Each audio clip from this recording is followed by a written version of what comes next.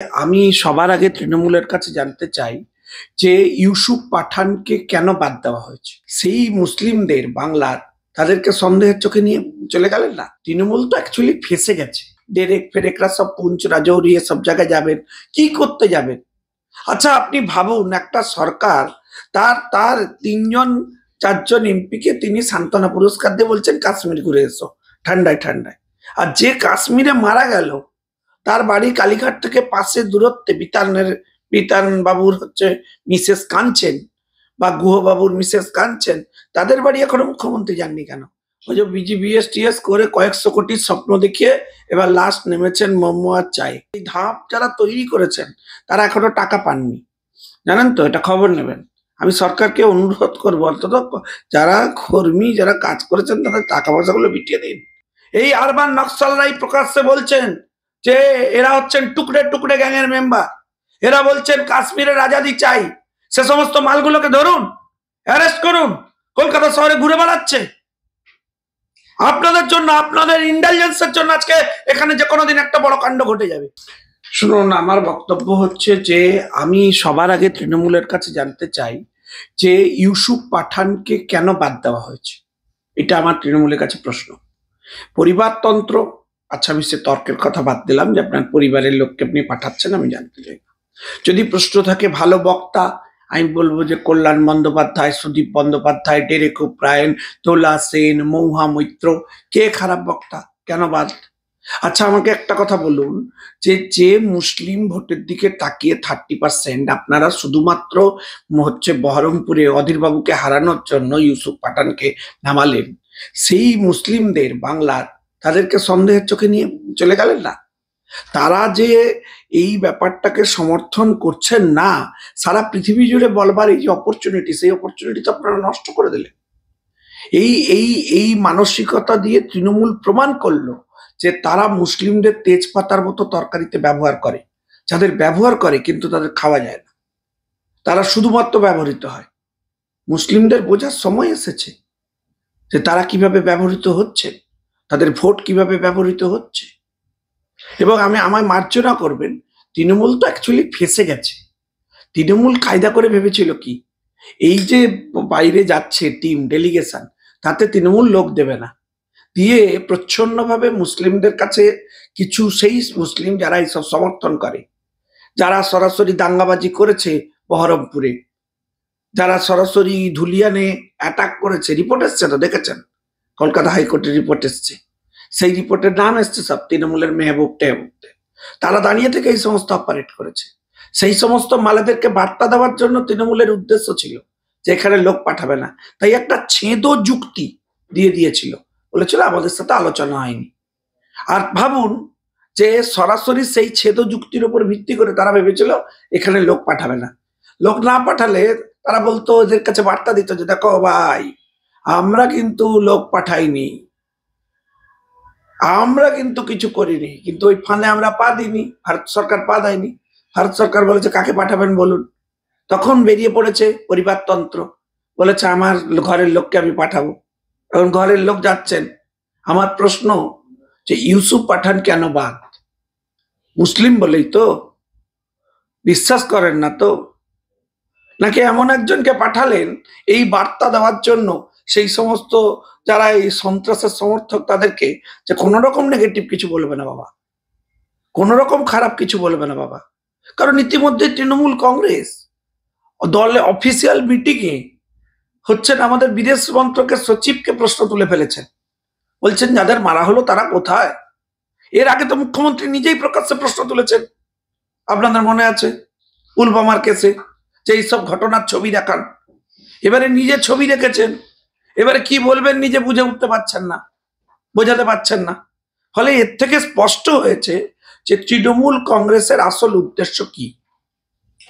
সুকতা, বাবা লটারি বিক্রেতা, একদম পথ দুর্ঘটনায় ছিন্ন ভিন্ন বাবার দেহ, পুলিশ সেই দেহের টুকরোর মাংসপিণ্ড আমি পোস্ট করেছি আজকে, একদম তার ছেলে, আমি আজকে পোস্ট করেছি।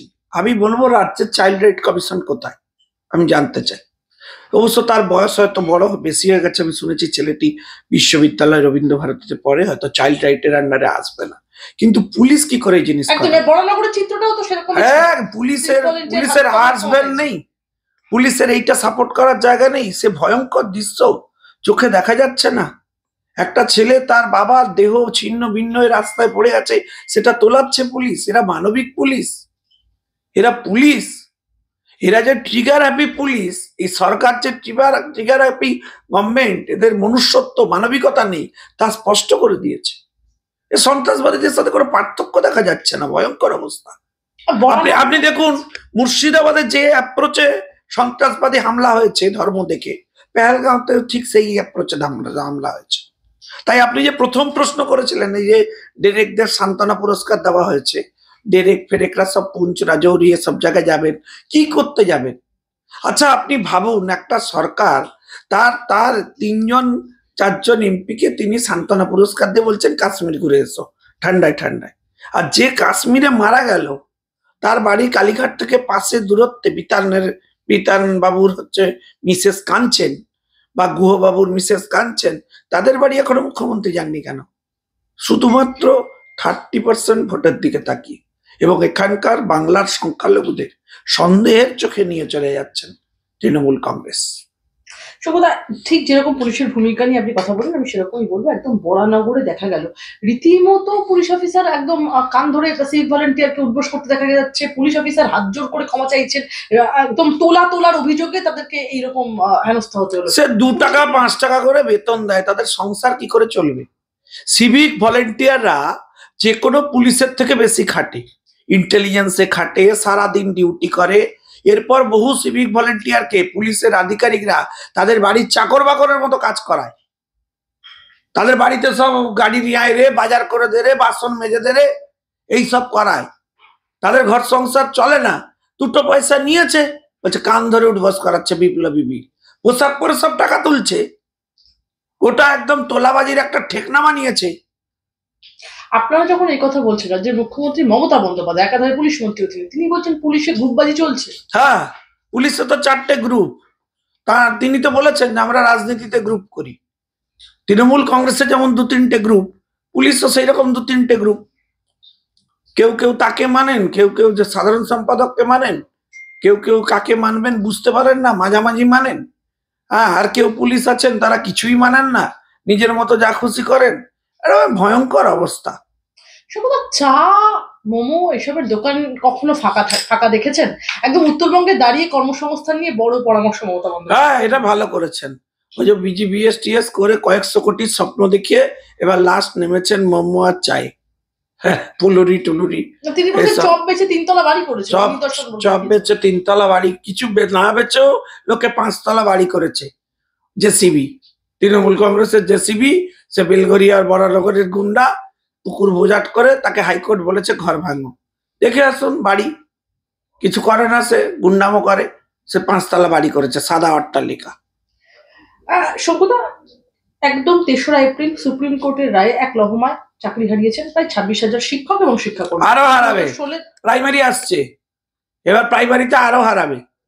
ভাই আপনি দিয়ে দিন লিস্ট, ঘরের মধ্যে তো রেখেছেন, মিরর কপি দিয়ে দিন, মিরর ইমেজ। গতকাল একদম পর্ষদের তরফ থেকে যিনি ছিলেন তিনি বলছেন প্রাইমারির ক্ষেত্রে যে শুনানি ছিল কলকাতা হাইকোর্টে, সেক্ষেত্রে তাকে বলতে শোনা গেল যে টাকা দিয়ে যে চাকরি বিক্রি হয়েছে সেটা তো প্রমাণই হয়নি এখনো অব্দি। কে প্রমাণ করবে? সরকার প্রমাণ করবে? কোর্ট দেখবেন? একটাও অযোগ্য শিক্ষক সরকারি স্কুলে পড়ানোর হচ্ছে সুযোগ পাবে না। কোর্ট এটা কোনোদিন মেনে নিতে পারবে না, ফলে বাদ হয়ে যাবে, আবার 50,000-এর চাকরি চলে যাবে। এই প্রথম আমি দেখলাম তিনি বলেছিলেন ডবল চাকরি দেবো, এখন দেখছি ডবল চাকরি চলে যাচ্ছিল। 26,000-এর পুনরাবৃত্তি হবে কি? সম্ভাবনা তাই সেদিকে এগোচ্ছে, তো ভয়ঙ্কর অবস্থা। এই যে 26,000 শিক্ষক এবং শিক্ষাকর্মী চাকরি হারালেন, তারা একদম বিক্ষোভরত অবস্থায় রয়েছেন বিকাশ ভবনের সামনে। মুখ্যমন্ত্রী বলছেন আমাদের জন্য কিন্তু চাকরিগুলো যায়নি, আন্দোলনেরও একটা লক্ষণ রেখা আছে, একদম বড় বার্তা। হ্যাঁ, লক্ষণ রেখা ছিল তো। সিঙ্গুর আন্দোলনের সময় কিসের লক্ষণ রেখা ছিল? বিধানসভা ভাঙচুরের সময় কিসের লক্ষণ রেখা ছিল? নন্দীগ্রামের আন্দোলনের ক্ষেত্রে কিসের লক্ষণ রেখা ছিল? আন্দোলনে কোনো লক্ষণ রেখা বেকা থাকে না। তাহলে সারা জীবনের রুটি চলে যাচ্ছে 6 বছর চাকরি করার পর কয়েকটা চোরের জন্য। পার্থ চট্টোপাধ্যায় জালিটা, ওর জন্যই আজকে এই অবস্থা। ওটাকে খুঁজে ব্যবস্থা নেওয়া উচিত ওর বিরুদ্ধে। কেন নেননি তখন ব্যবস্থা পার্থ চট্টোপাধ্যায়ের বিরুদ্ধে? পার্থর জন্য আজকে এই অবস্থা।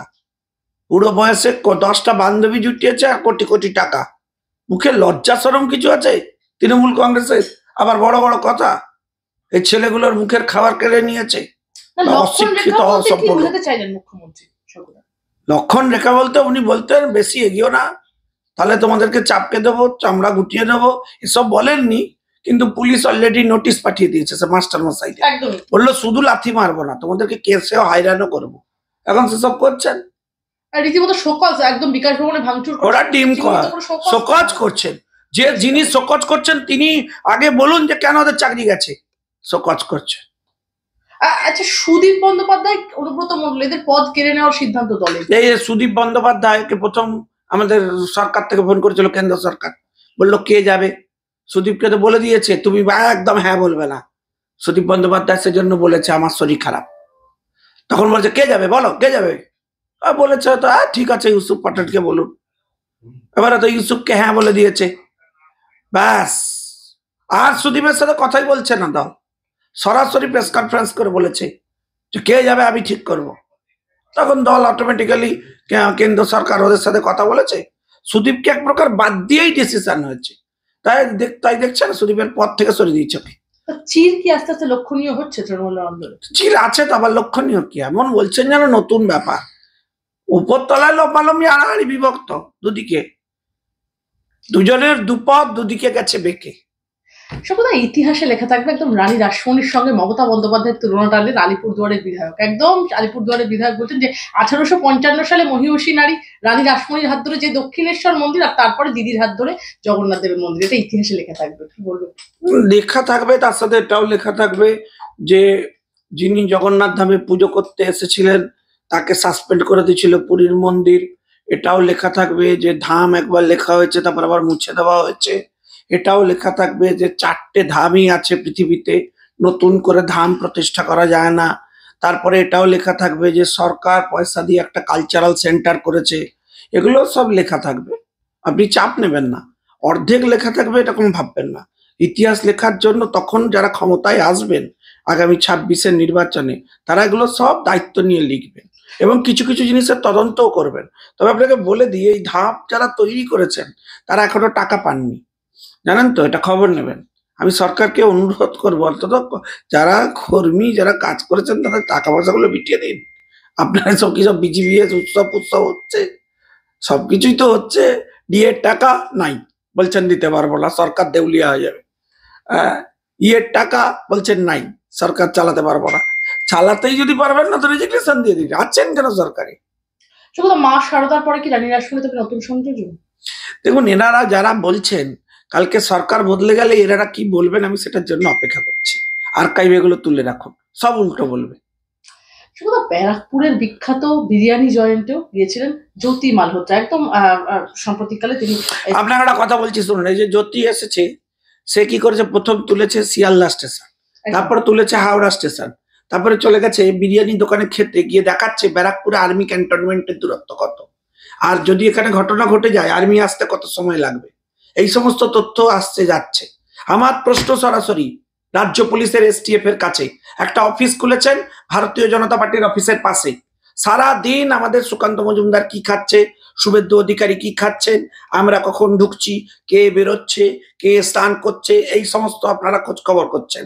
বিরোধী বিজেপির পিছনে না লেগে দয়া করে এই সমস্ত ফেসবুকে যাদের হঠাৎ করে পাকিস্তান প্রীতি তৈরি হয়েছে, পাকিস্তানে যারা ভালোবাসা দেখাচ্ছেন, যারা সরাসরি দেশ বিরোধিতার কথা বলছেন, যাদবপুর প্রেসিডেন্সির যে সমস্ত বৈপ্লবিক আরবান নকশাল যারা হঠাৎ করে বাংলাদেশের কানেকশন দেখাচ্ছেন, এখানকার টলিগঞ্জের এক শ্রেণীর মাথা যারা সরাসরি বাংলাদেশ প্রীতি যাদের উঠেছে, যারা 4বার 5বার করে বাংলাদেশ যাচ্ছেন, কেউ কেউ আত্মীয়তা তৈরি করেছেন, তাদের ব্যাপারে তদন্ত করা শুরু করুন। তারা অন্যতম বড় বড় নেটওয়ার্ক। এই সমস্ত যারা করছেন তাদের ধরে ধরে তাদের কাছে ব্যবস্থা নেওয়া উচিত। এই আরবান নকশালরাই প্রকাশ্যে বলছেন যে এরা হচ্ছেন টুকরে টুকরে গ্যাংয়ের মেম্বার, এরা বলছেন কাশ্মীরের আজাদি চাই। সে সমস্ত মালগুলোকে ধরুন, অ্যারেস্ট করুন, কলকাতা শহরে ঘুরে বেড়াচ্ছে। আপনাদের জন্য, আপনাদের ইন্টেলিজেন্সের জন্য আজকে এখানে যে কোনোদিন একটা বড় কাণ্ড ঘটে যাবে। ফেসবুকে এই সমস্ত লিখে ঘুরে বেড়াচ্ছে। তাহলে কি বলছেন তদন্ত হওয়া উচিত? বাম যারা সমর্থক রয়েছে, যারা বলছেন পাকিস্তানকে সেগুলো চীনের দালাল, চীনের প্রোডাক্ট, চীনের দালালি কিছু কিছু করছে, সেগুলোকে ধরা দরকার। যারা যারা এইসব বলছেন তাদেরকে টার্গেট করা উচিত, তাদেরকে এগেনস্টে খোঁজ খবর নেওয়া উচিত। সমস্ত আমি আপনাকে বলছি, এই যে হ্যাঁ অমুক পক্ষ তমুক পক্ষ সব তৈরি হয়েছে, তাদের ফান্ড কোথা থেকে আসছে আমি জানতে চাই। কোন বাংলাদেশের অর্গানাইজেশন, কোন বাইরের অর্গানাইজেশন, কোন ডিপ স্টেটের ফান্ড তাদের অ্যাকাউন্টে ঢুকছে, তারা এখানে বাংলাদেশের হয়ে ওকালতি করছে, খতিয়ে দেখা দরকার। একটা ভয়ঙ্কর চক্র তৈরি হয়েছে পশ্চিমবাংলায়, ওই টাকায় তো এই সমস্ত বিপ্লবী হচ্ছে ব্যাপার, আর চলে যাচ্ছে সব বাংলাদেশে, ওখানে গিয়ে সেটিং হচ্ছে। কবি সাহিত্য চর্চার নাম করে এই সমস্ত হচ্ছে দেশ বিরোধী অ্যাক্টিভিটিস বেড়ে যাচ্ছে। কি বলছেন আপনি? যুদ্ধ বিরোধিতা যারা এই সমস্ত সোশ্যাল মিডিয়া করছে, সবার ফেসবুক অ্যাকাউন্ট খতিয়ে রাখা দরকার। যারা বৈপ্লবিক ভালোবাসা দেখাচ্ছেন এই সময় বাংলাদেশ আর পাকিস্তানের প্রতি, তাদের এগেনস্ট অ্যাকশন নেওয়া দরকার। রাজ্য পুলিশ না পারলে কেন্দ্র তো নেবেই, আমরা পুরো ব্যবস্থা নিচ্ছি। আমার খুব শেষ কয়েকটা প্রশ্ন। এই জ্যোতি মালহোত্রা একদম ইউটিউবার, তিনি, তার চোখ দিয়ে কি কার্যত আইএসআই রা ভারতবর্ষ দেখতো? হ্যাঁ, কারণ কোড ল্যাঙ্গুয়েজে তাদের কোডের ল্যাঙ্গুয়েজে কথা বলছে, তাদের কানে চোখ দিয়ে দেখছে। আমি তো আমায় মার্জনা করবেন, আমি সেদিন দেখলাম একজন গায়ক, সে গান তার এখন কেউ শোনে না, সে আবার ওই যুদ্ধ নিয়ে বৈপ্লবিক কথাবার্তা বলে দিয়েছে। সে একসময় সাংসদ ছিল, খতিয়ে দেখতে হবে ভাই, কারণ তিনি যে দলের সাংসদ ছিলেন সেই দল একসময় সিমিকে পাঠিয়েছে মেম্বার করে বিধানসভা, এই রাজ্যসভায়। ফলে বুঝতে হবে এদের কি কানেকশন আছে, কি নেটওয়ার্ক আছে। তসলিমা নাসরিনের বিরুদ্ধে যিনি এখানে দাঙ্গা লাগিয়ে দিয়েছিলেন, আপনি ভাবুন, তাকে সেই দল পাঠিয়েছিল সাংসদ করে। আপনি ভাবুন, এই সমস্ত বিষয় সিরিয়াসলি দেখতে হবে ভাই, কানেকশন। আজকে হাইকোর্টের নিরপেক্ষ রিপোর্ট এসছে, তাতে দেখা যাচ্ছে নিজে মেহবুব সে দাঁড়িয়ে থেকে বলছে অ্যাকশন করো, সে দাঁড়িয়ে থেকে বলছে মারো। সকলে পাকিস্তান নিজেদের গুপ্তচর বানিয়ে ফেলেছিল জ্যোতি মালহোত্রাকে। দেশের বিরুদ্ধে কিভাবে প্রলুব্ধি করা হলো একজন ইউটিউবারকে? টাকা দিয়েছে, 4 বার করে ঘুরতে যাচ্ছে, ভয়ঙ্কর ব্যাপার। বাইরে থেকে যাতে কোনো জঙ্গি বাংলায় যাতে আশ্রয় না নিতে পারে সে ব্যাপারে পুলিশ প্রশাসনকে একদম চোখ কান খোলা রাখতে নির্দেশ দিলেন রাজ্যের মুখ্যমন্ত্রী মমতা বন্দ্যোপাধ্যায়। আরে ভাই, চোখ কান খোলা রাখার নির্দেশটাই তো ভুল। চোখ কান খোলা রাখছে, সব দেখছে, কিন্তু কোনো অ্যাকশন হচ্ছে না। এই অ্যাকশন যা হচ্ছে সব বিজেপি নেতাদের বিরুদ্ধে।